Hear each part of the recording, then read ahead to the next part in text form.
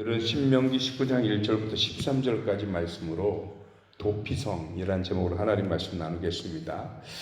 성경을 읽다가 가끔 그런 생각이 들어요. 내가 예수 믿기 잘했다. 하나님 믿기 잘했다. 왜냐하면 내가 하나님이 아닌 다른 것들에 혹여라도 미혹이 돼서 우상을 섬겼거나 아니면 다른 이단이나 이방 종교를 믿었다고 한다면 이렇게 깊고 가치 있는 하나님의 말씀을 들을 수 있었을까 하는 생각이 듭니다. 성경 읽다 보면 지금부터 벌써 한 3,500년, 3,000년 전 말씀인데 현대의 개념, 현대적 철학으로도 흉내내기 어려울 만큼 굉장히 깊은 그런 의미들을 담고 있을 때가 많거든요. 근데 그 중에 하나가 오늘 도피성에 대한 제도입니다. 이 도피성은 오늘 성경에도 나오지만 세성 없이 두 차례 만든 거로 나와서 훗날에는 요단강을 중심으로 요단강 건너편에 셋, 또 안쪽으로 셋, 이렇게 해서 총 6개의 도피성이 운영됐었습니다. 그런데 그 도피성은 무엇을 위한 거냐면 요즘 표현으로 하면 과실치사에 대한 구제 방안으로 해놓은 것입니다. 왜 그러냐면 사람은 감정적인 동물이에요. 그래서 내가 전혀 의도하지 않았고 실수로 누구를 해쳐도 그 해침을 받은 피해자의 가족이나 형제들 입장에서는 그냥 내 가족이나 형제가 해쳐졌다는 것만 가지고도 이 감정 컨트롤이 안 되거든요. 그러니까 보복을 할 수도 있고 또 상처를 입힐 수도 있고 가해를 할 수도 있고 그런 것 때문에 실수한 사람들에 대한 인권 또는 생명을 보호하는 제도가 도피성입니다. 그래서 도피성으로 다 피해버리면 그들은 최소한 두 가지를 보장받습니다. 그게 뭐냐? 정당한 재판을 받을 수 있는. 그래서 감정적으로 보복을 당하는 게 아니라 정당한 재판으로 이게 과연 의도적인 살인이냐, 의도하지 않은 살인이냐에 대한 재판을 받을 수 있고요. 또 하나는 그렇게 해서 의도적인 살인이 아닌 것이 판명됐을 때는 생명을 보전받을 수 있습니다. 이게 도피성 제도입니다. 그런데 아무리 도피성으로 피난을 했어도 의도적인 살인이었다. 그러면 용서받지 못합니다. 그래서 그 성읍의 장로들을 시켜서 사람을 보내서 그를 끌어내게 합니다. 그래서 다시는 그에게 의도적인 살인을 한 자에게는 어떤 용서도 없고 어떤 아량도 없습니다. 의도적이지 않은 실수에 대한 것만 용서를 받을 수 있는 거죠. 그래서 도피성에는 뭐가 들어있느냐 하면 하나님의 용서와 구원이라고 하는 중요한 개념이 도피성에 들어있더라는 것입니다. 그래서 실수한 것, 어쩔 수 없는 것, 이것에 대해서는 하나님이 용서하고 구원하신다는 거죠.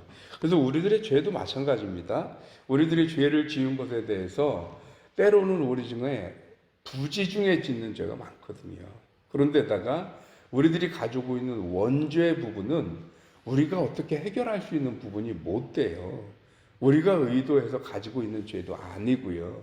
그렇기 때문에 그 모든 것들은 하나님의 용서와 구원의 아량으로 말미암아 저와 여러분들에게 다시금 얼마든지 용서받고 구원받을 수 있는 길이 허락이 됩니다. 이게 도피성의 제도인데, 그런데 이 도피성 제도 중에 실수는 그렇게 용서를 받지만, 그렇지만 실수가 아닌 부분에 대해서는 용서를 받지 못하는 거고요. 그리고 오늘 이 본문 말씀 말고 성경에 보면 민수기 35장의 도피성에 대해서 오늘 본문보다 훨씬 더 구체적으로 나오고 우리가 한번 다루기는 했었습니다. 그런데 설령 아무리 실수라고 그래도 사람을 상했어요? 그러면 그의 생명은 보전받고 의도한 것이 아니기 때문에 용서는 받을 수 있으되 책임은 남습니다.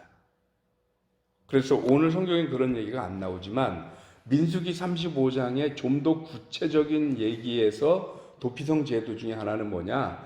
그렇게 해서 생명은 보전받았다 할지라도 도피성 밖으로 나갈 수 없어요. 일종의 무슨 상태가 되냐? 구금 상태가 되는 거예요. 그래서 자유를 빼앗기게 됩니다. 실수였기는 해서 그래서 내 생명을 보전받기는 하지만 그러나 도피성에서 벗어나지 못하고 거기서 머물러야 하는 것입니다. 그래서 민수기 35장에 뭐라고 되어 있냐면 만약에 그가 도피성에서 벗어나면 그때는 돌로 쳐 죽여도 된다. 이렇게 돼 있단 말이죠. 그러니까 일종의 구금 상태인 거예요. 그러니 과실로 해서 과실치사를 했다 할지라도 그에게 그의 인권과 생명은 그 실수로 인해서 보전받을 수 있을지 모르지만 그가 저지른 행위에 대한 책임은 남는다는 거죠. 이게 오늘날 신앙생활하면서 우리가 오해하는 부분 중에 하나입니다. 그래서 제가 우리 교회 와서도 그 설교를 한번 했던 것 같은데요. 밀양이라고 하는 영화를 소재로 제가 하면서 그 밀양이라는 말이 은밀한 햇빛이라는 뜻이거든요. 그래서 그 제목으로 한번 설교를 했던 것 같아요. 많은 분들이 그 영화를 보면서 오해한 것 중에 하나가 거기서 보면 유괴범이 그 유괴를 해서 아이를 죽여놓고 감옥에서 예수님을 믿고 그랬다 그래서 유괴를 당하고 아이를 잃은 그 애기 엄마가 가서 그 용서해주러 가니까 필요 없다고, 나 이미 하나님 앞에 예수 믿고 회개하고 용서 받았다고 그러는 모습에 이 애기 엄마로 나온 사람이 누구냐 하면 전도연이라는 영화 배우인데 이 사람이 화가 나서 하나님 앞에 원망하고 저주를 막 퍼붓잖아요. 내가 안 괜찮은데 자기가 뭔데 먼저 괜찮냐 이거죠. 그런 걸 보면서 많은 사람들이 오해를 하는 거예요. 하나님과 나와의 관계에서 용서는 받을 수 있고 구원은 받을 수 있을 때 내가 저지른 행위에 대한 책임은 남는 거예요. 도피성에도 그 책임에 대해서 남는 거예요. 비록 실수로 해서 내가 의도치 않은 살인은 저질렀을 때 그 살인이라고 하는 이 결과는 남기 때문에 그래서 그 사람은 그 도피성에 떠날 수 없고 자유를 속박당할 수밖에 없게 된다는 거죠. 그러면 언제 그 사람이 풀려나느냐? 자기 당대의 대제사장이 죽으면, 제사장이 죽으면 그때서야 방면될 수 있어요. 일종의 형량이 정해진 거죠. 이런 걸 보면서 오늘날 우리 그 사회 속에서도 이 제도가 잘못 오용되는 경우가 얼마나 많은가 그런 생각을 해봅니다. 이때 당시도 이것이 잘못 오용되면 자칫 영원한 자유를 줄 것 같아 보이지만 그렇지 않은 것처럼 오늘날에도 보면 뭐 술 먹고 누구 때렸다 그러면 이게 심신미약 상태라고 그래서 형량이 줄어요. 근데 누가 억지로 먹인 건 아니잖아요. 그게 자기가 먹었으면 그거에 대한 책임을 자기가 질 수 있어야 되는 게 아닌가 그런 생각을 하게 됩니다. 그래서 뭐 묻지마 폭행, 묻지마 살인을 해놓고 뭐 술 기운에 그래서 나 의도적이지 않았다 그러는데 그거하고는 차원이 좀 다른 것 같습니다. 오히려 그런 것들은 가중 처벌돼야 되는 게 아닌가 하는 생각이 먼저 드는 거고요. 제가 약간 옆으로 빗나가긴 했습니다만 도피성이라고 하는 것은 그래서 뭐냐? 하나님이 사람들을 향해 베푸시는 하나님의 은혜고 용서라고 하는 것입니다. 하나님이 우리를 이렇게 용서하실진데 우리들은 다른 이들에 대해서 어떻게 해야 할까? 왜냐하면 다른 사람들이 우리를 아프게 하고 힘들게 하는 경우가 많지만 그것이 그들의 의도적이 아닐 때가 굉장히 많다는 거죠. 살다 보니 어떻게 하다 보니 실수하기도 하고 어떤 관계 속에서 빚어지기도 할 때 하나님이 사람들에게 실수에 대하여 도피성을 마련해 주듯이 우리들의 마음속에 한 구석에 그들을 향해 용서하는 마음들을 가질 수 있는 저와 여러분들이 되시기를 주님의 이름으로 축원합니다. 기도하겠습니다. 하나님, 사람들이 살다 보면 실수로라도 누구를 상하게 할 수도 다치게 할 수도 또 손해를 끼칠 수도 있습니다. 그 실수하는 모든 부분에 대하여 하나님은 한 번 더 그들에게 기회를 주고 또 정당하게 재판을 받고 생명을 보존할 수 있는 기회를 도피성 제도를 통해서 허락하셨습니다. 사람들이 저지른 실수에 대한 또 한 번의 아량이고 용서였습니다.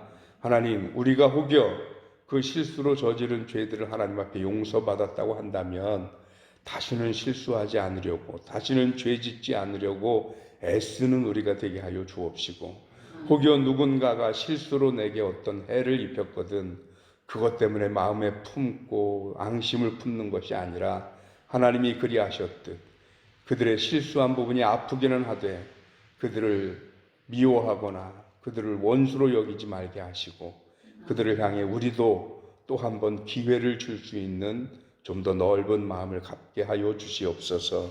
그래서 세상에 사는 동안 언젠가는 나도 저지를지 모르는 그 실수 앞에서 서로가 서로를 향해 조금씩 이해하고 양보하면서 기회를 줄 수 있는 우리가 되어져서 이 땅에 사는 날 동안 하나님의 말씀을 살아냄으로 말미암아 천국을 경험하며 살다가 나중에 영원한 하나님 앞에 가서 영원한 기쁨과 생명을 누릴 수 있는 주의 자녀들 되게 하여 주옵소서. 감사하고 예수 그리스도 이름으로 기도하옵나이다. 아멘.